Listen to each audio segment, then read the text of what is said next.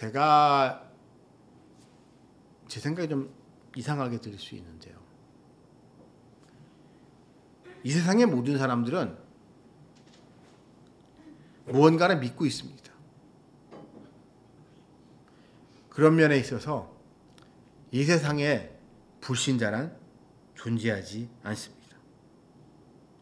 왜냐하면 우리 마음속에는 우리 자신이 얼마나 나약한 존재이고 얼마나 불확실한 미래가 우리 앞에 있는지를 너무나 잘 알기 때문에 인간은 본능적으로 하나님에 대해서, 진리에 대해서 알고자 합니다.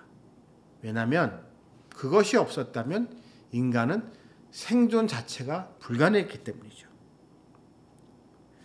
자, 보통 우리가 불신자 하게 되면 교회 안 다니는 사람들을 우리는 교회에서 보통 불신자라고 합니다. 근데 이 불신자인 분들하고 얘기를 해보면 뭐 그런 분들이 있어요. 예를 들어서입니다. 나는 교회 같은 거 안 다닌다고. 나는 내 주먹만 믿는다는 분들이 있습니다. 어떤 분은 나 그런 거 믿지 않고 나는 내 돈만 믿는다고 하시는 분들이 있습니다. 나는 우리 부모님을 믿는다 는 분도 계시고, 또 경우에 따라서는 나는 우리 조국, 우리 나라를 믿는다 는 분들이 계세요. 특히 이것이 생계와 관련된 부분에 있어서 인간들은 이러한 다양한 의견들을 내놓습니다. 그 어느 누구도 나는 아무것도 안 믿는다는 얘기하지 않습니다. 나는 내 다리를 믿는다, 내 손을 믿는다, 내 주먹을 믿는다, 난 내 통장 잔고를 믿는다, 우리 집안의 누구를, 우리 부모님을 믿는다, 뭐 한다고 할지언정 예수는 안 믿는다고 하더라죠. 왜냐하면 그것을 믿어야만 안심하기 때문이죠. 우리는 너무 잘 알고 있습니다. 내가 얼마나 유한한 존재인지. 내가 할 수 있는 게 별로 얼마 없어요. 내가 혼자서 할 수 있는, 나라는 인간이 너무나 나약하고 보잘것없는 존재이기 때문에 내가 나로서, 한 사람의 나로서 내가 할 수 있는 일은 너무 하찮고 별별 없고 너무 작은 거지만 결국 내 주변에 힘을 합치면, 함께하면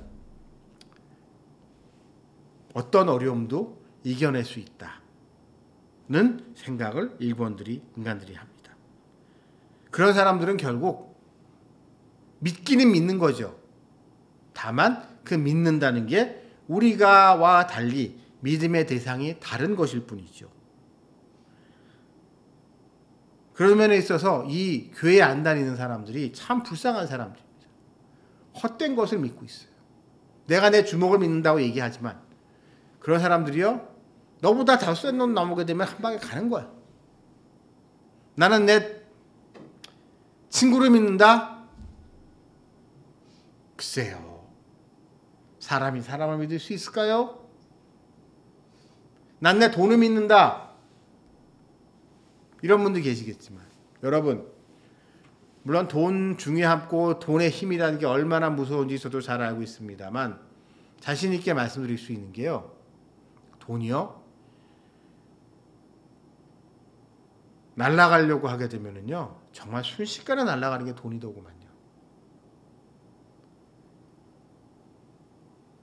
요즘은 조금 덜하긴 하지만 한동안은, 전에 서프라임 모기지 때, IMF 때, 이럴 때 큰 사업하시던 분 중에 이제 목숨을 끊는 분들이 많았어요.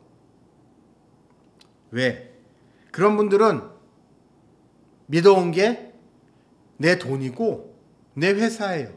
그게 나한테 전부였어요. 그것만 있으면 겁날 게 없었어요. 부러울 것도 없었어요. 돈이면 다 해결되고 내 회사에선 내가 왕이니까. 그러나 어찌 하다 보니 그게 내 손에서 다 눈녹들이 사라지고 다 뺏기고 사라져버리고, 그래서 무슨 사장, 무슨 회장이 아닌 단독자로서 한 사람으로서 내가 서 있을 때 자기 자신을 돌이켜보게 되면 한심하거든요. 그런 분들 돌아가시고 난 다음에 보게 되면 우리 같은 사람들은 상상도 못할 정도로 엄청난 재산을 가지고 계신 분들도 많아요. 우리 같으면 야, 그 정도 돈, 뭐 회사는 이게 어떻게 됐지만 집안의 재산이 저렇게 많으니 저 돈 가지고 뭐 이제 하고 싶은 일, 여행도 좀 다니고 골프도 좀 다니고 뭐 그러면서 잘 살 수 있을 것 같은데? 라는 생각에 드는 분들 중에도 스스로 그쪽으로 가시는 분들이, 마지막으로 가시는 분들이 수도 없이 많아요. 왜냐? 잘못된 것을 믿고 있었기 때문입니다. 오히려 차라리 불신자면 속편했을지 몰라요. 아무것도 안 믿으니까 뭔가 믿고 있거든요. 잘못된 걸 믿고 있었던 거죠. 그러면서 우리 성도들은 이런 세상 사람들과 이런 점에 있어서 가장 큰 차이가 납니다. 우리는 뭘 믿으세요? 라고 누군가 묻는다면은 제가 생각하기에 우리 교회 다니는 사람들이라면은 1초의 망설임도 없이 전 하나님 믿는데요. 전 예수님 믿는데요. 라고 대답을 할 겁니다. 그것이 그리스도인이기 때문이죠. 그리고 그러나 이는 아무나 가질 수 있는 것이 아닙니다. 여러분,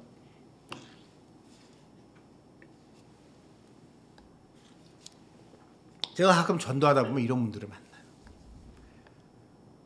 왜 교회 안 다니세요? 교회 가셔야죠. 그러면 나오는 이야기 중에 하나가 이런 대답을 하시는 분들이 계세요. 저도요, 옛날에 교회 좀 다녔었거든요. 나름 교회 열심히 다녔어요. 잘 믿어보려고 교회 열심히 다녔는데요. 안 믿어지더구만요. 믿어지지가 않더라고요. 그래서 믿지도 않는 거, 믿어지지도 않는 걸 억지로 믿는 척하기 싫어서 교회 안 가요. 만약에 제가요, 어느 날 갑자기 정말 그게 믿어지면 교회 갈게요. 이제 저는요, 더 이상 믿지도 않는 것에 믿는 척하는 그런 위선 안 떨고 살겠습니다. 정말 내가 믿어질 때 믿는다고 얘기를 하고 교회 갈게요. 라고 하는 분들을 만날 때가 있습니다. 근데 그런 분들과 우리의 차이는 과연 무엇일까요? 저는 그런 분들을 보면서 하나님한테 감사합니다. 그런 분들, 이게 교회 안 다니는 분들 중에도 좋은 분 많아요. 교회 안 다니는 분들 중에도요, 이 영혼의 문제에 대해서, 죄의 문제에 대해서 정말 고민하는 분들 많습니다. 어찌 보면 교회 다니는 사람들보다 더 그런 문제에 대해서 진지하고 심각하신 분들도 많아요. 진지하고 심각하신 분인데 그분들은 나름 자신의 이러한 궁금증, 본능적인 물음에 대한 답을 찾기 위해서 방황하셨고 지금도 방황하고 계시고 한때는 이 방황을 끝내기 위해서 교회도 다녀봤는데 이상하게 아닌 것 같고, 그래서 교회도 다른 교회 가면 좀 날려나 해서 유명하다는 또 다른 교회 가고, 이 교회도 가보고 저 교회도 가보고, 뭐 경우에 따라 그러면서 이제 성경 공부 같은 것도 참석해보고 뭐 이런데도 어쨌든 그거에 대한 뾰족한 답을 받지 못하고 고민하다가 교회를 떠나시는 분들, 그런 분들을 보면서 저는 한편으로 안타깝고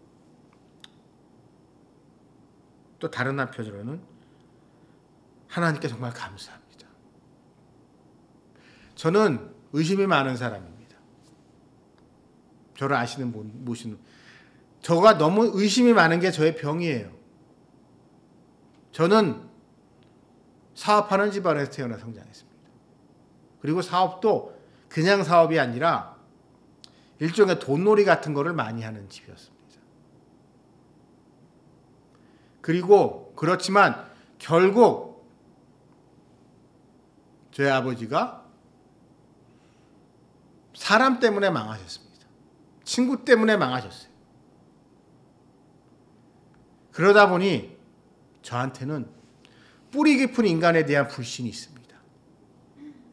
사람 믿을 게 못 되는 것 같아요. 저 사람이 지금은 나랑 친한 척하지만, 저 사람이 지금은 나를 좋아하는 척하지만, 저 사람 분명히 뭔가 꿍꿍이 속이 있을 거야. 저 사람 지금은 내가 뭐가 있으니까 나랑 친한 척하지만, 내가 아무것도 없을 때 저 사람 분명히 돌변할 거야. 그 인간이 다 그렇지 뭐. 라는 그런 인간에 대한 뿌리 깊은 불신이 있는 사람인데요. 저는 너무 냉소적인데요. 인간에 대해서. 이런 제가 특이하게 하나님에 대해서, 예수님에 대해서, 성령님에 대해서, 삼일째 하나님에 대해서는 그냥 잘 믿어져요. 성경책을 읽을 때 성경이 이해 안 되는 부분이 많잖아요.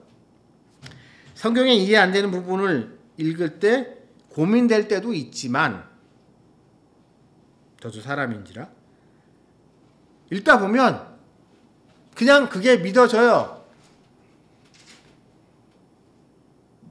예를 들어서 홍해가 갈라져서 이스라엘 사람들이 출애굽을 했다. 어떤 사람들은 야 어떻게 바다가 갈라져? 라고 얘기할 수 있지만, 얘기하는 사람도 많지만, 저는 바다 갈라질 수도 있지 뭘.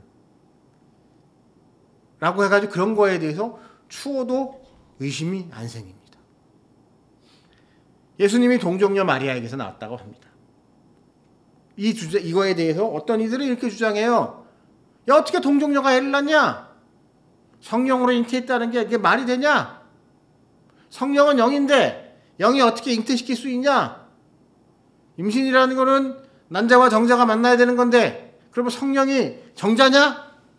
라고 이야기하는 그런 사람도 있어요. 근데 저는 그런 구조를 읽을 때마다 별 걱정과 고민 없이 그냥 그런가 보다 라고 하면서 그냥 믿어집니다. 그래서 저는 하나님한테 정말 감사합니다. 그리고 여기 계신, 그리고 이 설교, 저의 이 예배를 함께 하시는 모든 분들도 다 감사해요. 교회 안 다닌 사람들의 눈이랑 얘기를 하다 보면 이거를 믿는다는 것 자체가 그 자체로서의 기적이기 때문이죠. 그 사람들이 미련하고 아둔해서 그런 거 아닙니다. 그 사람들이 욕심이 많아서 그런 것도 아닙니다. 그냥 그 사람들은 우리와 달리 믿어지지 않는 것, 우리를 믿게 하시는 하나님의 사랑을 느끼지 못하는 거죠. 여러분, 사람들 중에는요, 연애할 때 제일 힘든 사람이 어떤 사람이냐면요, 내가 아무리 사랑한다고 얘기를 해도 사랑을 의심하는 사람이에요. 사랑한다면 어떻게 그럴 수가 있어? 끊임없이 너가 나를 사랑한다면 너의 사랑을 입증해봐.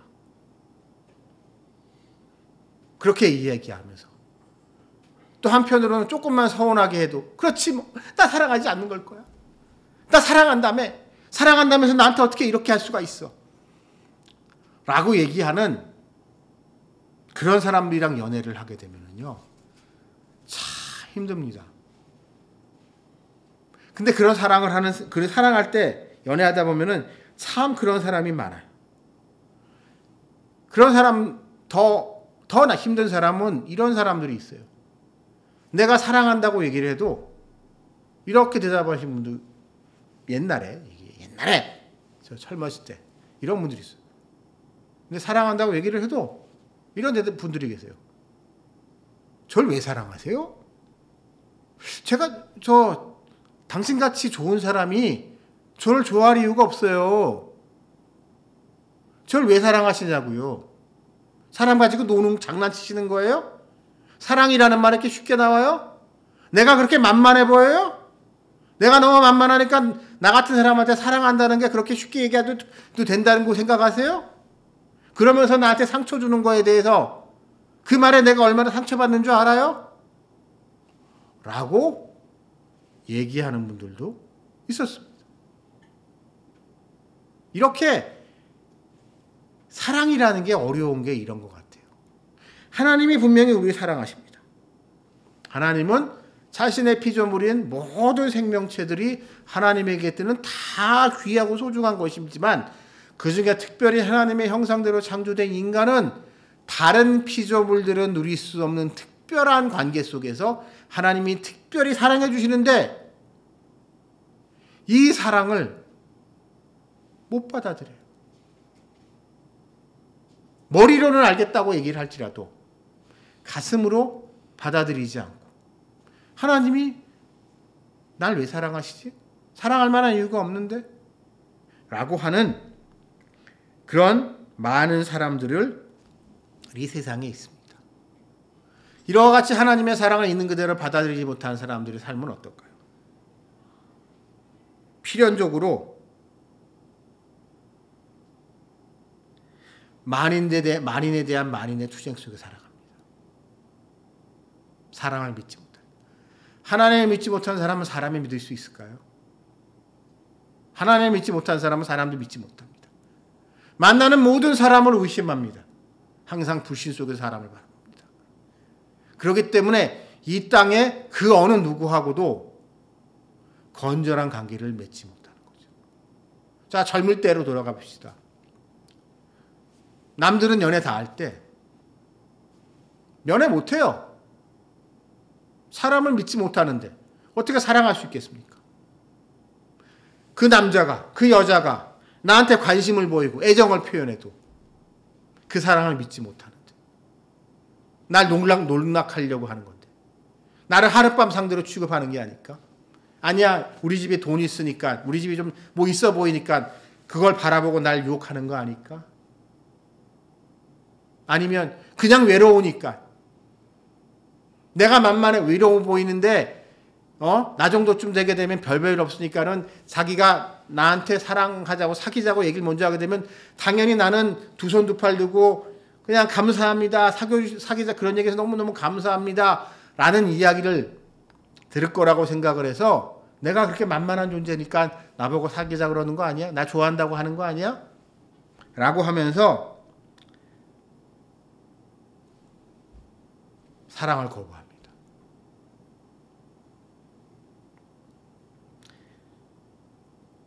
그렇기 때문에 그런 사람들이 역설적으로 끊임없이 인간 대 인간의 관계에 있어서 실패의 연속일 뿐입니다. 내가 다른 그 사람을 믿어주지 않는데 그 사람이 날 믿어줄 리가 없어요. 두 사람 사이에 모든 종류의 타인과의 관계에 있어서 기본적인 신뢰가 쌓일 수가 없습니다. 서로 끊임없이 의심하고 그러면 그럴수록 점점 더 그 사람은 고립된 삶을 살게 되고 그로 인해 불행을 겪게 되고 불행을 겪으면 겪을수록 더 남 탓을 합니다. 나 그럴 줄 알았어. 나 그럴 줄 알았다니까. 몇 달 전에 말이야. 오래된 얘기도 아니야. 얼마 전에 말이야. 나보고 나 좋다고 쫓아다니더니만 내가 좀 싫다고 하니까 그새 홀라당쳐 다른 놈한테 가 있어? 다른 여자 만나? 무슨 그래 저 남자 그때 그냥 여자가 필요했었을 뿐이야. 여자가 필요했는데 여자 중에 내가 제일 만만하니까 나한테 했었을 뿐이야. 그렇지 뭐 남자들이 다 그렇지 뭐. 라고 하면서 점점 마음의 벽이 쌓여가고 그러면서 증오하게 됩니다. 남자들 다 그렇지 뭐. 인터넷이나 유튜브나 이런 공간에 보게 되면 사이버 공간에서 참 한국 사회가 이 남녀 간의 혐오, 남혐, 여혐이 정말 한국 사회의 가장 심각한 문제 중에 하나인데요. 이 혐오와 증오가 이러한 과정이 쌓이면서 집단적으로 쌓이면서 서로가 서로를 적대시하고 미워하는 그러한 삶을 살아가지만 그러면서도 또 안타까운 게 우리의 현실은 그러면서도 우리 마음 한구석에는 그렇게 남자를 혐오하고 여자를 혐오하는 사람들 마음속 한구석에는 그럼에도 불구하고 사랑에 대한 본능적인 갈구가 있고 열망이 있고 그래서 이 증오와 사랑이 자기 마음속에서 부딪히면서 그 사람을 점점 더 불행하게 만들며 결국 이것이 더 심화되면 사람을 사람으로 대상하는 게 아니라 사람을 일종의 나를 타도해야 될 내가 타도해야 될 적으로 바라보게 만듭니다. 제가 그런 감히 말씀드리겠습니다. 요즘 이제 사이버 공간상에 있는 한국 남자에 대한 혐오, 내지는 한국 여자에 대한 혐오, 글들을 읽다 보면 고개가 끄덕이다가도 제가 단호하게 내릴 수 있는 결론, 그거는 그 사람이 한국 사람이어서 그런 것도 아니고 한국 남자거나 여자거나 해서 그런 게 아니고 인간이라는 게 원래 그런 거예요. 뭐 좀 심하게 말해서 한국 남자들 그래서 안 돼. 한국 여자들 그래서 안 돼. 그래서 국제 결혼할 거야. 외국 가가지고 외국 남자랑 결혼하고 외국 여자랑 결혼하고. 여러분 안에서 사는 바가지 밖에서도 삽니다. 그렇게 해서 결혼한 사람들이 행복하게 살 수 있을 것 같으세요? 물론 잘 사시는 분들도 많아요. 잘 사시는 분들도 많은데 남자로서 내지는 여자로서 내가 한 인간으로서 내가 건강하지 않고 건전하지 않은 상황에서 나의 자아가 다른 사람을 남자가 필요한데 내지는 혹시 여자가 필요한데 한국 사람은 싫고 외국 사람을 그렇다는 이유만으로 외국 사람을 만나잖아요. 그 외국인도 불안하게 만드는 거예요. 왜냐하면 그 사람 모습 속에서 그 여자 모습 속에서 내가 그토록 싫어했었던 일명 한남과 한여의 모습이 보이기 때문이에요.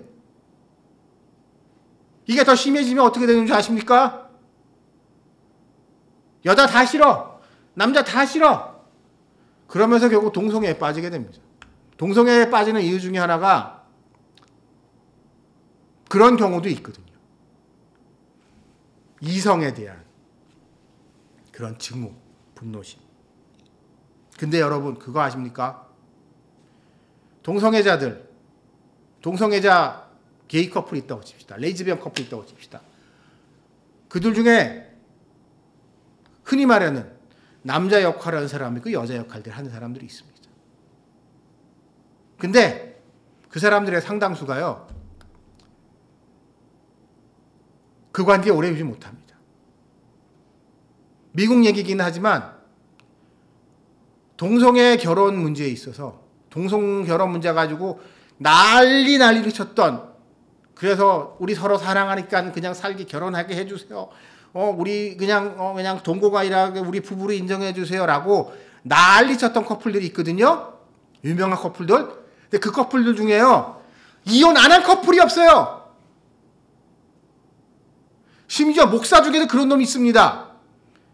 미국이 아주 이 케이스로 유명한 케이스인데 어느 목사가 커밍아웃을 하고 자기 파트너랑 결혼해야겠다고 난리를 쳐서 그 교단에 근데 그 교단이 좀 리버럴한 교단이어가지고 뭐 어쩌다 보니까 결국 자기 이제 게이 파트너랑 결혼까지 했어요. 근데 얼마 안 돼 이혼하더구만요.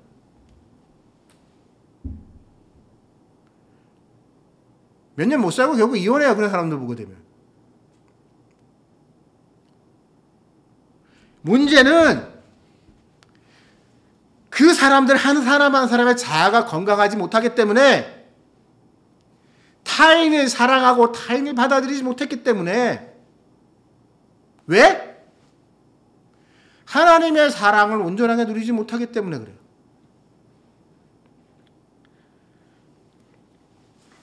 그러다 보니 그 거절감의 상처가 결국 어느 순간에는 타인에게 분출이 되고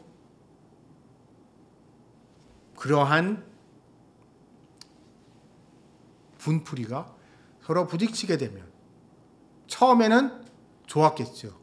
같이 욕했겠죠. 아, 나도 여자 만나보고 너도 여자 만나봤지? 아, 여자 같이 여자들하고는 못 살겠어. 우리 남자끼리 같이 잘 살아보자. 라고 하지만 이 증오의 대상인 여자가 없어지게 되면 결국 이 관계는 깨지고 반대로 레즈비언들도 마찬가지예요. 남자들 위해서 남자들 위해서. 근데 그 같이 욕하고 있고 같이 가는 공동의 적이었던 남성이 없어진 가정이라는 공동체 속에서 둘이 살면 그런 누군가를 적으로 만드는 습관이 되어 있는 사람들은요 적을 또 만듭니다. 그래서 그 공동체를 파괴시켜요. 가족도 마찬가지인 거죠. 왜? 그 사람들은 하나님을 그리고 하나님의 사랑을 진정으로 모르고 있기 때문이죠. 그래서 오늘 본문 말씀은 말씀하십니다. 이거를 알게 하시는 것, 그것뿐이 하나님이시고 그래서 우리는 마땅히 하나님께 감사해야 된다는 거죠. 여러분이나 저나 신앙생활 잘하고 계신 여러분들, 우리는 우리가 이렇게 일상적인 신앙생활을 하는 것이 너무 몸에 배어있기 때문에 이거 당연한 거 아니야?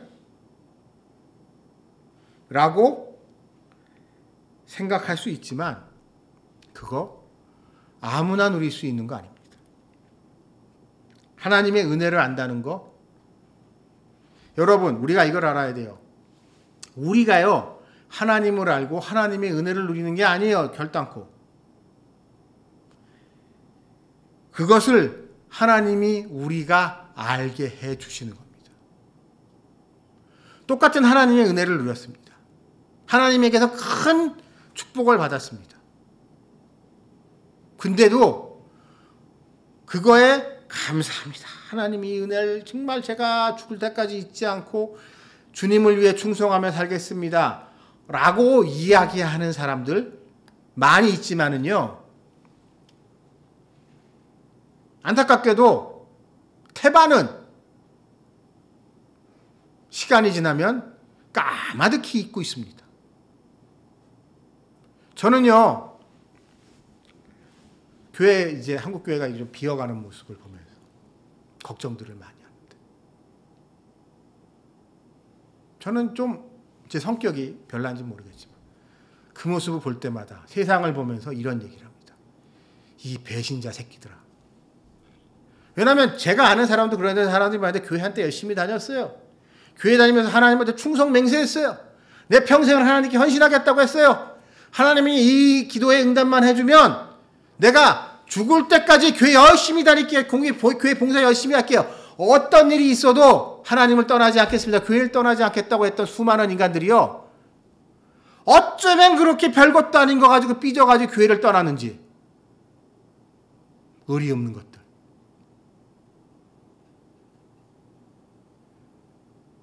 대한민국 성인의 90% 이상의 교회를 한 번 이상 다녔습니다. 그리고 오늘날 교회를 특징적으로 안 다니고 있다는 집단들일수록 사회통계학적으로 교회에 대해서 부정적이고 교회를 안 다닌다는 집단일수록 원래는 교회를 다녔던 사람들이 훨씬 많아요. 40대, 50대 화이트 칼라 남성들. 그 사람들 거의 대부분 교회 한두 번 다녔습니다. 교회 나름 열심히 다녔던 사람도 많아요. 근데 교회를 안 다니는 이유 얘기 들어보면 뭐 이런저런 이유가 있는데요. 오히려 믿어지지 않아서 교회를 안 다니겠다고. 그건 이해를 하겠는데 참 별것도 아닌 거 가지고 삐져가지고 교회를 안 다니는 인간들이 너무나 많습니다. 참 치사하다. 교회에서 왜 헌금 내라고 하니? 내가 교회에서 열심히 헌금한 거 가지고 교회에 헌금 낸 거 가지고 뭐 교회가 이렇게 부유해지고 교회 목사가 잘 먹고 잘 사는 거 가지고 뭐라고 하는 인간들이 있습니다. 근데 그게 당신하고 무슨 상관인데?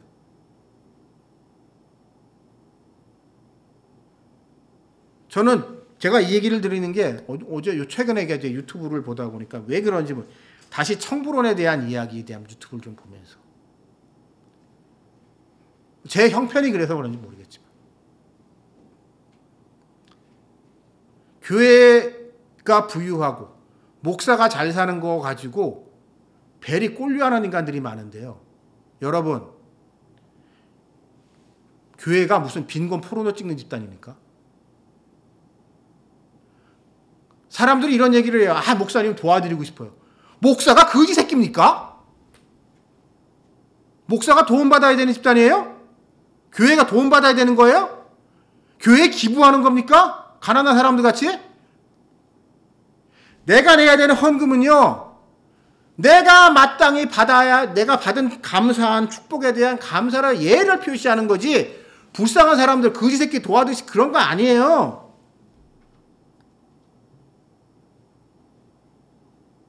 근데 그거 가지고 광분하는 인간들을 보면서 그게 너랑 무슨 상관인데? 그 사람들은 예서 어느 교회나 어느 목사나 그렇게 부유하게 산다고 칩시다. 나름 그럴 만한 사정이 있겠죠. 세상에 잘 산 사람도 있고 못 사는 사람도 있고 또 좀 유명하다는 목사님들 책 쓰게 되면 책 많이 팔리니까 인세로 많이 들어와가지고 그분이 잘 사는 거? 당연하죠. 그게 뭐가 문제예요? 그렇게 번 돈 가지고 좋은 일 했어야 된대요. 여러분, 세상에 좋은 일이 어디 있습니까? 세상에 좋은 일이 뭐예요? 모든 인간은 죄인인데 사람들이요, 여러분, 구호단체나 이런 데들 사람들이 좋은 일에 그거 좋은 일에 쓰게 하려고 얼마나 어거지 연출을 많이 하는 줄 아십니까? 불쌍해 보이려고. 불쌍해 보여야 되니까 사람들이 눈물 까면서 저거 그냥 저렇게 놔두면 안 된다 하면서 돈 내놓기. 환경 문제 가지고 이렇게 별것도 아니고 경우 심각할 것도 있지만 그 바다에 있는 거북이 코에 꽂혀 있는 플라스틱 빨대 가지고 사진 찍어가지고 플라스틱 파괴가 얼마나 환경에 치명적인 어쩌고 하면서 바다의 거북을 지켜야 된다고 하면서 우리 플라스틱 빨대 못 쓰게 해서 얼마나 불편하냐고요. 그냥 여러분 전 환경 자체 그렇게 사람들이 지금요 이 교만한 현대인들이 뭔가 좀 착각하고 있어요. 해아래 새로운 게 없고요. 모든 것이 부패하고 죄악 덩어리밖에 없는데 그래서 그런 거에 도취되기 쉽지만 우리 믿는 사람들이 느끼는 감정은 그런 세상 사람들, 믿지 않는 사람들과는 차원이 다른 거예요. 하나님의 은혜를 느끼는 거예요. 내가 있건 없건 있으면 있는 대로 감사하는 거고 없으면 없는 대로 감사하고, 잘 되면 잘 되는 대로 감사하는 거고, 잘 안 되면 잘 안 되는 대로 감사할 수 있는 거예요. 여러분, 세상 사람들 잘 되면 감사할 것 같으세요? No. 세상 사람들은 일이 잘 풀리잖아요? 감사 안 합니다. 걱정만 더 많아져요. 다음에. 넥스트. 다음에도 잘 돼야 될 텐데. 이 돈 가지고 이렇게 해서 잘 된 거 가지고 다음에. 여러분이 유명한 가수라고 칩시다. 유명한 아이돌이라고 해요. 대박이 났습니다. 여러분의 이 발표한 노래가 전국을 쩌렁쩌렁 울리고 음원 차트에서 항상 1등하고, 그렇게 해가지고 가만히 있는데 연말말 되면 저작권 정산해가지고 내 통장에 수십억의 돈이 꽂히고, 그러면 행복하고 감사할 것 같으세요? 천만에. 그런 가수들이 있으면요, 그 다음번 앨범 준비할 때요, 밤에 잠을 못 잡니다. 태반이 각성제에 빠져 지내요. 더 좋은 곡 만들어야 되는데. 지난번에 대박이 났지만 이번에도 대박 나야 되는데, 그러면서 영혼을 갈아 놓으면서 신곡에 도전합니다. 그러나 거의 예외 없이 원히트 원더로 끝나고, 원히트 원더로 끝나 수많은 가수들, 수많은 연예인들, 내가 왕년에 하는, 그러면서 망가진 모습으로 살아갑니다. 남들이 보기에는 그래도 원히트 원더가 돼서 옛날에 잘 나갔고, 그래서 저작권료만 해도 한 달에 꽤 들어올 텐데 저러고 살아야 되나 싶어도 그런 사람들 절대 감사하지 못합니다. 세상적으로. 옛날에 나보다 못했던 내 후배가, 한마디 내 물주전자 나르던 애가 잘 나가는 모습 보면서 불편해하고, 그게 믿지 않는 사람들, 하나님의 은혜를 모르는 사람들이 보이는 일반적인 모습이에요. 그리고 그런 것이 결국 끊임없이 사람들을 몰아붙입니다. 그게 바로 마귀의 전략이에요. 야, 너 저렇게 되면 안 되잖아. 가는 거 한 방이야. 그러니까 더 열심히 해. 야, 이번에 100만 장 팔렸지? 다음에는 200만 장 팔아야 될 거 아니야. 야, 네가 BTS만 못한 게 뭐야? 라고 하면서 사람들을 몰아붙이고, 그래서 단 하루도, 한시도 편하게 지낼 수 없게 만들죠. 그러나 우리 믿는 사람들은 다릅니다. 여러분, 성령이란 게 과연 뭘까요? 우리 모두 성령을 받기 원합니다. 성령을 받은 그리스도인들이 세상 사람들과 다른 게 뭘까요? 저는 오늘 이 말씀에서 나오고 있는 지혜와 계시의 영입니다. 지혜와 계시. 지혜라는 게 그건 뭐죠? 내가 나에 대해서, 그리고 타인에 대해서 현명하게 바라볼 수 있게 하는 것, 그것이 지혜입니다. 지혜라는 것이 반대로 미련한 자로 생각하면 돼요. 미련한 사람은 어떤 사람일까요? 주제 파악 못하고, 나설 때 나서지 말아야 될 때 구분하지 못하고, 해야 할 말과 하지 말아야 될 구분 못하고, 상처 주고 상처받고, 그러면서 사람들과 점점 멀어지고 하는 것, 그런 사람이 경우 미련한 사람이라면, 지혜라는 것은 알아야 할 걸 알게, 그러니까 사람과 사람의 관계에 있어서 해야 할 말, 하지 말아야 할 말, 해야 할 때, 하지 말아야 할 때, 나서야 할 때, 나서지 말아야 될 때를 잘 구분하면서 사람들과 좋은 관계를 맺게 하는 것, 그것이 지혜가 아닌가 싶습니다. 그러면 계시는 과연 무엇일까요? 한국 사람들이 계시에 대해서 착각하고 있는 게 한 가지 있습니다. 계시는요, 신탁이 아닙니다. 신탁은 뭐죠? 내가 막 기도하고 뭐 굿하고 뭐 했더니 신이랑 접촉을 해서 신이 뭔가 이렇게 메시지를 주는 것. 마치 300에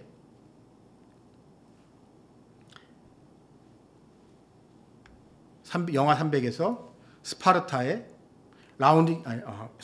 왕 레오니다스가 델파이 신전에서 했더니 그 신전에 있는 무녀들이 신의 메시지를 전해주는 것.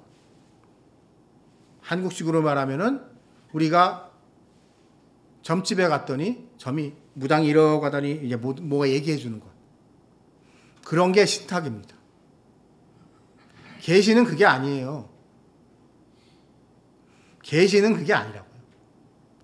계시는 하나님에 대해서 우리가 알 수 있게 해주는 게 계시예요. 계시는 그렇게 표면적이고 단순한 것이 아닙니다.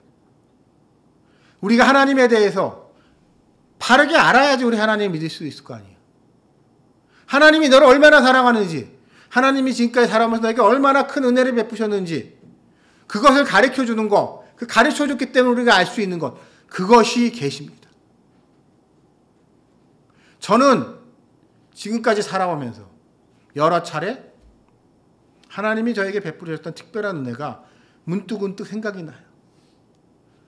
그럴 때일수록 하나님한테 내가 정말 그땐 그랬는데 감사합니다. 또 때로는 제가 옛날에 뭐 잘못했을 때 했던 것도 생각나게, 그래 내가 이렇게 죄인 중에 죄수인이었는데 하나님이, 예수님이 그래도 나를 버리지 않고 붙들어 주셔서 이 자리까지 오게 하셨다. 이런 거를 깨닫게 하시는, 그런 거를 우리가 알게 해준, 그게 계십니다. 안 다니는 사람들은요, 옛날에 있었던 일, 옛날에 교회에 다니다가 떠난 인간들, 배신자들, 배교자들, 옛날에 있었던 거 얘기를 하다 보면 까마득히 잊고 있습니다. 내가 그랬었냐 그때? 그때 그랬었나?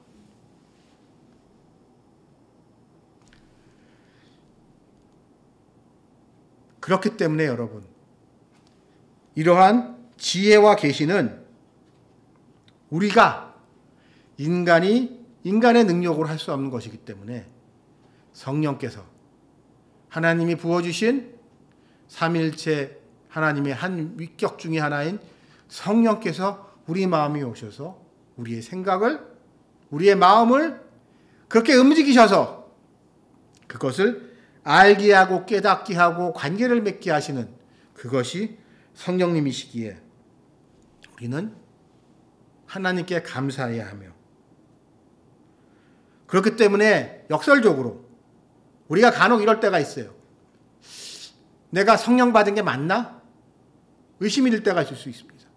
난 방언도 못하는데, 딴 사람들은 기도하게 되면 응답도 잘 보고 모두 많이 본다는데, 내가 하나님 믿는 거 맞고 하나님 믿기는 믿는데 내가 성령 받는 거 맞나? 라는 의심이 우리 안에 들 수 있지만, 여러분, 우리 안에 이러한 믿음, 그리고 사랑, 그리고 감사하는 마음이 생긴다는 것, 이것이야말로 그 무엇보다도 확실한 성령의 증거이기 때문에, 만일 여러분 마음속에 이러한 하나님에 대해서 감사하는 마음, 그리고 믿음이 자리 잡고 있다면 이런 의심 버리시고 그런 불안한 마음 갖지 마시고 더더욱 감사하시는 여러분들이 되시기를 주님의 이름으로 기원합니다. 같이 기도드리시겠습니다. 하나님 아버지 감사합니다. 오늘 하늘도 이렇게 주님의 말씀 같이